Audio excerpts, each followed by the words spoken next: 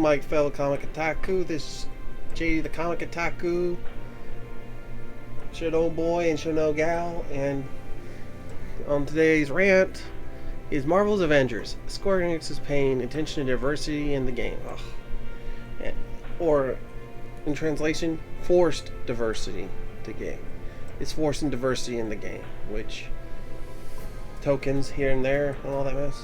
Anyway, Crystal Dynamics, the Square Enix owned developer tackling Marvel's Avengers, has opened up regarding its commitment to diversity and accessibility in the upcoming video game. In other words, in a Q&A session with CBR, Crystal Dynamics was asked about the inclusion of such characters. Of course they made that, inclusion element. Such as Pakistani America superhero Kamala Khan / Miss Marvel, the one that we don't even like. The creepy fangirl who's playable in the game, and the original wheelchair using Inhuman non-playable character, Charisse. As well as there are plans to add more diverse playable characters as the game progresses. Oh my god. This is just, it's like SJW Marvel the game, you know? Certainly it's a big deal for us to cross all Square, the developer answered. We recently hired a director of accessibility. Oh man, that is so stupid. In other words, they're adding a token position in their organization, in our Montreal studio. So as a organization, we're paying much more attention in what we can do to showcase anything that helps with inclusion and diversity, or forced inclusion and diversity. Crystal Dynamics explains these characters matter to us at heart and soul level. Bill, who's head of creative at Marvel, oh my god, of course, told us a story that actually brought tears to our eyes and has great power. I think it might actually be online.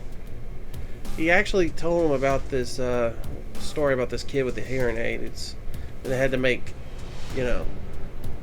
Hawkeye wear a hearing aid and all that mess. Which, of course, makes sense, but it's not his superpower. It's just, basically, they just did something to, and they actually did it in the comics a few years later, yeah. That's just so crazy. Anyway, it ain't really a long one, but I'm definitely not going to get this game after all, unless they fix some of it. I don't know. I'm just going to wait till the users' reviews are, not the actual reviews on the sites, just user reviews. Review videos and stuff that aren't sponsored by Square. I might not even get the game at all. I'm just not excited anymore for it. They spent too long to produce this game. So long that I don't even feel like wanting to make it, play it, or content based on this kind of concept. Ironically, I like Avengers, I like Iron Man and all those other characters, but not for me. Anyway, see you later, my Shino boy, Shino gal, and I'll be back with another rant video next week or something. Or maybe a few days. I don't know. Bye. Hello, this is JD the Comic Otaku.